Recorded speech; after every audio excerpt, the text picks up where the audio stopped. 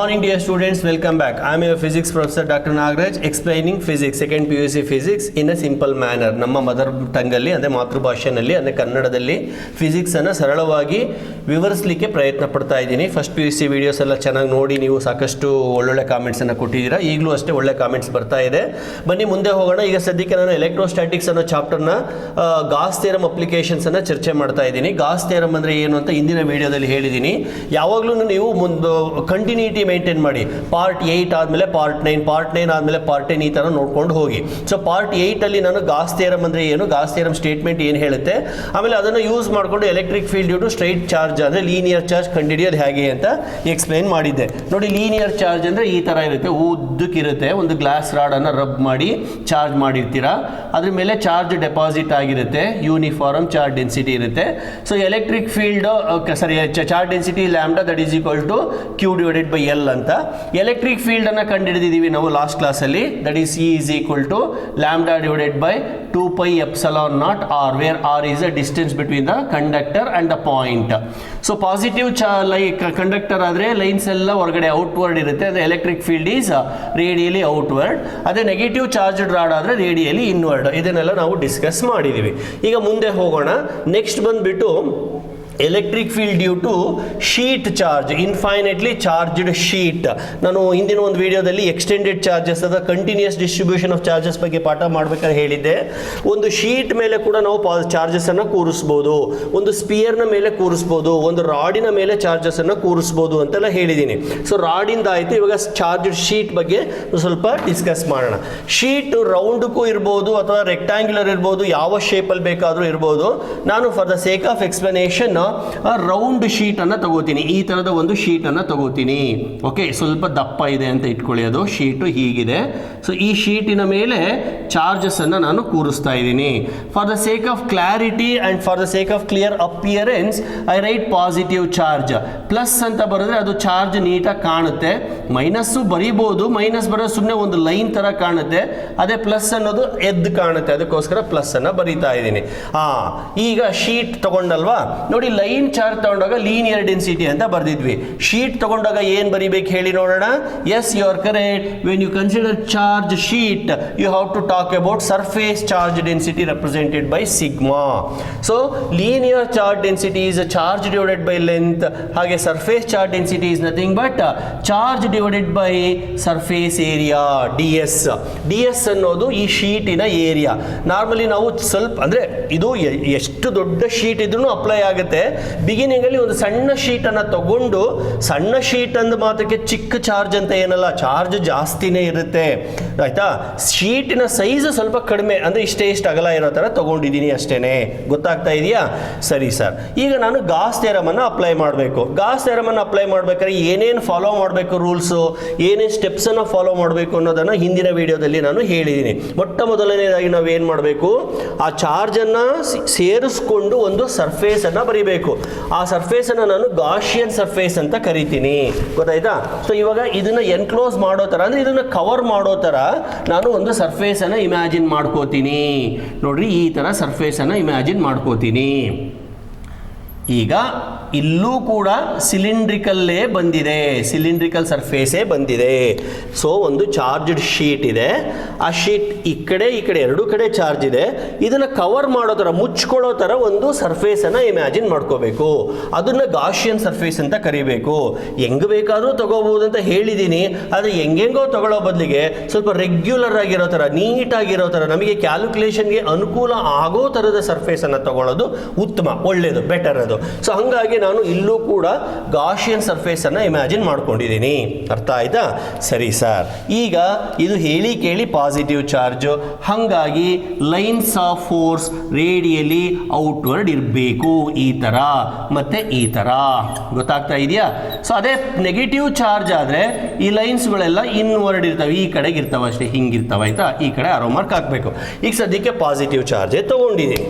Okay, ಈಗ ನೀವು ಗಮನಿಸಬೇಕಾಗಿರೋದು, ನೋಡಿ ಇಲ್ಲಿ ಏನೋ ಡಾಟೆಡ್ ಸರ್ಕಲ್ ಬರ್ದಿದ್ದೀನಲ್ಲ, ಈ ಡಾಟೆಡ್ ಸರ್ಕಲ್ಲು ಮತ್ತೆ ಇಲ್ಲಿ ತಗೊಂಡಿರೋ ಶೀಟ್ ಅಂದ್ರೆ ಸರ್ಕ್ಯುಲರ್ ಶೀಟ್ ಎರಡು ಒಂದೇ ಸೈಜ್ ಇದೆ. ಹಾಗಾಗಿ ಈ ಶೀಟಿನ ಏರಿಯಾ ಕೂಡ DSA ಇರುತ್ತೆ. ಈ ಶೀಟಿನ ಏರಿಯಾನು DSA, ಈ ಶೀಟಿನ ಏರಿಯಾನು DSAನೇ. ಓಕೆ, ಡಯಾಗ್ರಾಮ್ ಬಹಳ ಮುಖ್ಯ. ಒನ್ ಡಯಾಗ್ರಾಮ್ ಸ್ಪೀಕ್ಸ್ ವಾಲ್ಯೂಮ್ಸ್ ಅಂತ ಹೇಳ್ತಾರೆ. ಅಂದರೆ ಪ್ಯಾರಾಗ್ರಾಫ್ನಷ್ಟು ಇನ್ಫಾರ್ಮೇಷನ್ ಒಂದು ಡಯಾಗ್ರಾಮ್ ಅಲ್ಲಿ ಸಿಕ್ಬಿಡುತ್ತೆ. ಸೊ ಡಯಾಗ್ರಾಮ್ ಅನ್ನು ನೋಡಿನೇ ನಾವು ಸಾಕಷ್ಟು ಇನ್ಫಾರ್ಮೇಷನ್ ಅನ್ನು ಬರೀಬಹುದು. ಈಗ ನೋಡಿ, ಇದ್ರ ಬಗ್ಗೆ ನೀವು ಬರೆಯೋದಾದ್ರೆ, consider a circularly charged sheet ಅದು ಸರ್ಕ್ಯುಲರ್ ಅಂದ ತಕ್ಷಣ ಸ್ಪಿಯರ್ ಅಂತ ಬರಬಾರ್ದು, sheet, and it is positively charged having a charge density sigma that is equal to q divided by ds. Imagine a Gaussian surface. It is also cylindrical Gaussian surface. ಕೆಲವೊಂದು ಬುಕ್ಕಲ್ಲಿ ಇದನ್ನ ಪಿಲ್ box ಅಂತ ಕೂಡ ಕರೀತಾರೆ. ಪಿಲ್ box ಅಂದ್ರು ಅಂದ್ರೆ pills, ಈ tablets ಅಲ್ಲಿ ಉದ್ದಕ್ಕೆ ಟ್ಯೂಬ್ ಮಾತ್ರೆ ಅಂತ ಕರಿತೀವಿ ನೋಡಿ, ಪಿಲ್ಸ್ ಆ ತರ ಇರುತ್ತೆ ಇದು, ಅದಕ್ಕೋಸ್ಕರ ಪಿಲ್ ಬಾಕ್ಸ್ ಅಂತ ಕೂಡ ಕರೀತಾರೆ. ಸೊ ಈಗ ಲೈನ್ಸ್ ಆಫ್ ಫೋರ್ಸ್ಗಳು ಯಾವ್ಯಾವ ಕಡೆಯಿಂದ ಚಿಮ್ತಾ ಇದ್ದಾವೆ, ಹೊರಗಡೆ ಬರ್ತಾ ಇದ್ದಾವೆ ಅನ್ನೋದನ್ನು ನಾವು ನೋಡೋಣ. ನೋಡಿ, ಈ ಓವರ್ ಆಲ್ ನೆನ್ನೆ ಅಂದರೆ ಇಂದಿನ ವಿಡಿಯೋಗೂ ಈ ವಿಡಿಯೋಗೂ, ಅಂದರೆ ಇಂದಿನ ಡಿರೈವೇಷನ್ಗೂ ಒಂದೇ ಡಿಫ್ರೆನ್ಸ್ ಏನಪ್ಪ ಅಂದರೆ, ಇಂದಿನ ಅಂದರೆ ಈ ಸಿಲಿಂಡ್ರಿಕಲ್ ಅಲ್ಲಿ ನಾನು ಇಮ್ಯಾಜಿನರಿ ಗಾಷಿಯನ್ ಸರ್ಫೇಸ್ ಅನ್ನು ಹಿಂಗೆ ತಗೊಂಡಿದ್ದೆ, ಆಯ್ತಾ. ಹಿಂಗೆ ತಗೊಂಡು ಲೈನ್ಸ್ ಎಲ್ಲ ಈ ಔಟರ್ ಸರ್ಫೇಸ್ ಇಂದ ಬರೋ ತರ ಇತ್ತು, ಮೇಲೆ ಮತ್ತೆ ಕೆಳಗಡೆ ಬರ್ತಾ ಇರಲಿಲ್ಲ, ಹೌದಲ್ವಾ. ಈಗ ನೋಡಿ, ಇಮ್ಯಾಜಿನರಿ ಸರ್ಫೇಸ್ ಹಿಂಗಿದೆ. ಸೊ ಗಮನಿಸಿ ಸ್ವಲ್ಪ, ಹೀಗಿದೆ ಇಮ್ಯಾಜಿನರಿ ಸರ್ಫೇಸ್ ಅನ್ನು ನಾನು ಹೀಗೆ ಇಟ್ಕೊಂಡಾಗ ಗಾಷಿಯನ್ ಸರ್ಫೇಸು ಲೈನ್ಸ್ ಇಲ್ಲಿಂದ ಬರ್ತವೆ, ಈ ಕಡೆಯಿಂದ ಬರೋದಿಲ್ಲ. ಅಂದರೆ now the lines are coming out from the front face and the back face, not the remaining face. Therefore, total flux is equal to flux from the phase 1. Okay, I call this as phase 1, I call this as phase 2, remaining I call it as phase 3. That is phase 1 plus phase 2 plus phase 3. Okay, ಈ ಥರ ಬರೆದ್ಬಿಡೋಣ. First ಎಲ್ಲೆಲ್ಲಿಂದ ಬರೋ ಸಾಧ್ಯತೆ ಇದೆ ಅಂತ, ಅದು ಎಷ್ಟು ಫೇಸ್ಗಳಿದ್ದಾವೆ ಅಂತ ಬರೆದ್ಬಿಡೋಣ. ಈಗ ಒಂದು ವೇಳೆ ನೋಡಿ, ನಾನೇನೋ ಒಂದು ಚಾರ್ಜನ್ನು, ಯಾವುದೋ ಒಂದು ಚಾರ್ಜಸ್ ಸ್ಪಿಯರನ್ನು ತೊಗೊಂಡಿದ್ದೀನಿ, ಪಾಸಿಟಿವ್ ಚಾರ್ಜಸ್ ಸ್ಪಿಯರನ್ನು ತೊಗೊಂಡ್ಬಿಟ್ಟಿದ್ದೀನಿ. ಇದ್ರ ಸುತ್ತಲೂ ನಾನು ಕ್ಯೂಬಿಕಲ್ ಗಾಷಿಯನ್ ಸರ್ಫೇಸನ್ನು ತಗೋತೀನಿ. ಕ್ಯೂಬಿಕಲ್ ಗಾಶಿ ಇವೆಲ್ಲ CET-ನಲ್ಲಿ ಬರುವಂಥ ಪಾಯಿಂಟ್ಗಳು. ಕ್ಯೂಬಿಕಲ್ ಗಾಷಿಯನ್ ಸರ್ಫೇಸನ್ನು ತಗೊಂಡೆ. ಇವಾಗ ಎಷ್ಟು ಫೇಸಿಂದ ಲೈನ್ಸ್ ಹೊರಗಡೆ ಬರ್ತಾ ಇದೆ? ಈ ಕಡೆಯಿಂದ ಬರುತ್ತೆ, ಈ ಕಡೆಯಿಂದಲೂ ಬರುತ್ತೆ, ಇಲ್ಲೂ ಬರುತ್ತೆ, ಫ್ರಂಟ್ ಟು ಬ್ಯಾಕ್ ಎಲ್ಲ ಬರುತ್ತೆ. ಒಟ್ಟು ಎಷ್ಟು ಫೇಸ್ ಆಯಿತು? 6 ಫೇಸ್ಗಳು. ಅದು ಆ ಕಡೆಗೊಂದು, ಈ ಕಡೆಗೊಂದು, ಆ ಥರ 6 ಟೈಮ್ಸ್ ನಾನು ಬರೀಬೇಕು ಅಲ್ವಾ. ಅಂದರೆ ಎಷ್ಟು ಫೇಸ್ಗಳಿದಾವೋ ಅಷ್ಟನ್ನು ನಾವು ಪರಿಗಣಿಸಬೇಕು, ಲೆಕ್ಕಕ್ಕೆ ತಗೋಬೇಕು. ಅದರಲ್ಲಿ ಯಾವುದು ಕಾಂಟ್ರಿಬ್ಯೂಟ್ ಮಾಡುತ್ತೆ, ಕಾಂಟ್ರಿಬ್ಯೂಟ್ ಮಾಡಲ್ಲ, ನಾವು ಆಮೇಲೆ ಚರ್ಚೆ ಮಾಡೋಣ.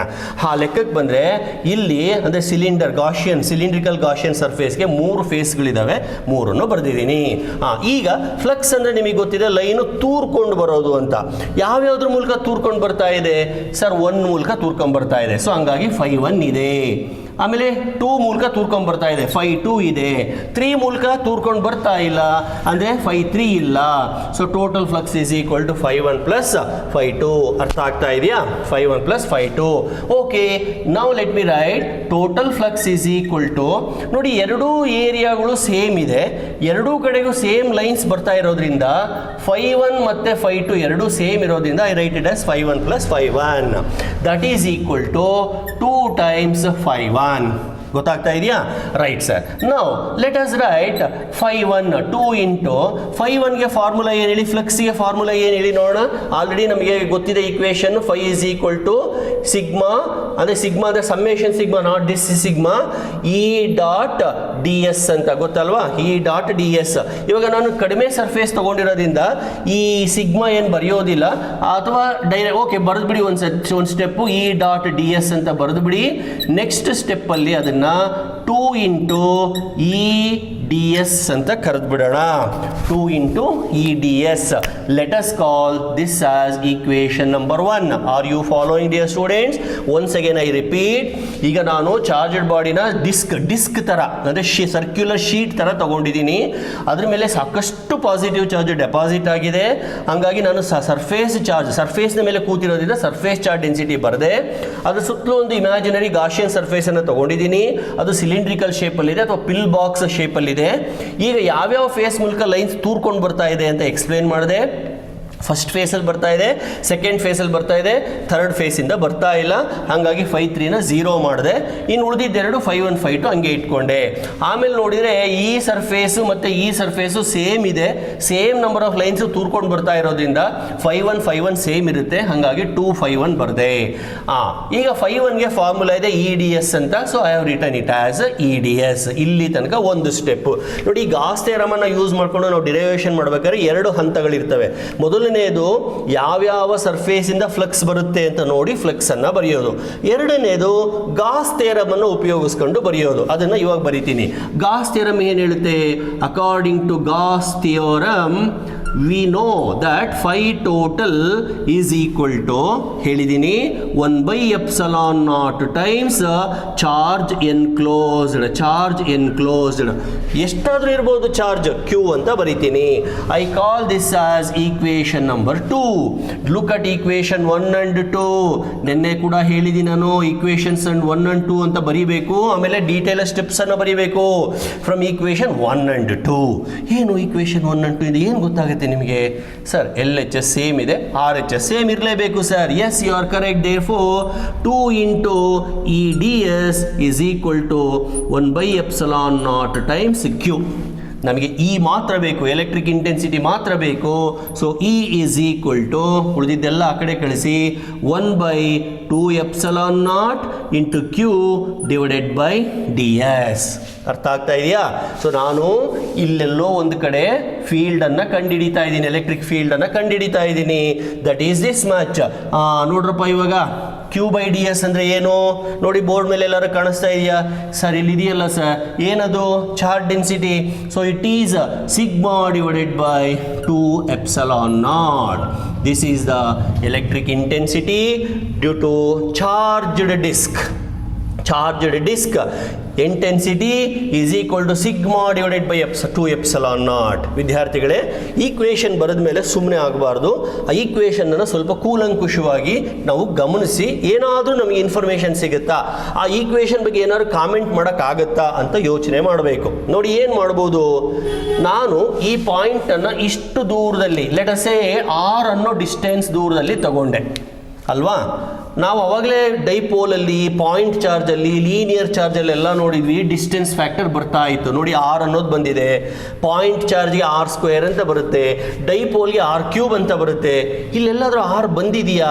ಇಲ್ಲ ಸರ್. ಅಂದರೆ ಅರ್ಥ ಏನು? Intensity does not depend upon the distance.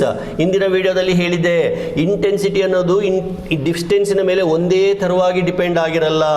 ಕೆಲವೊಂದು ಕೇಸಲ್ಲಿ ಇನ್ವರ್ಸ್ಲಿ ಪ್ರಪೋರ್ಷನಲ್ ಟು R², ಕೆಲವೊಂದು ಕೇಸಲ್ಲಿ ಇನ್ವರ್ಸ್ಲಿ ಪ್ರಪೋರ್ಷನಲ್ ಟು R³, ಕೆಲವೊಂದು ಕೇಸಲ್ಲಿ inversely proportional to R.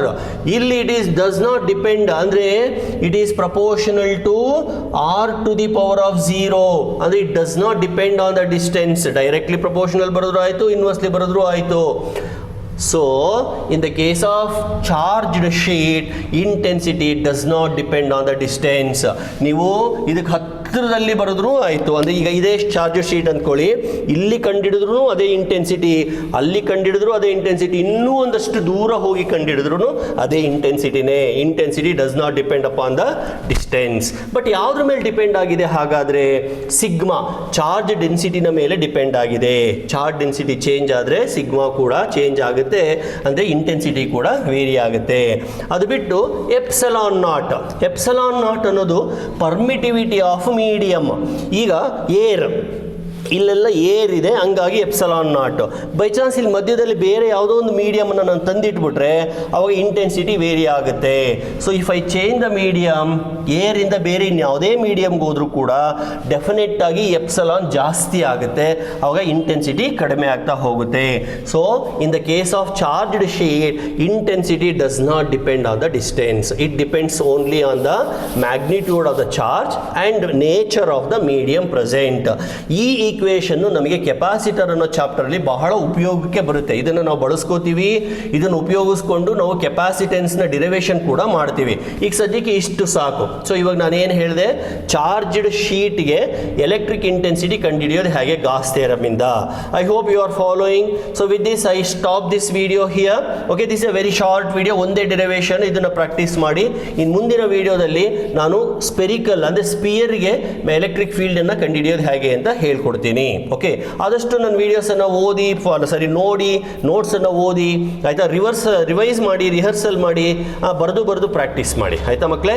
Okay, I will stop here. Thank you very much.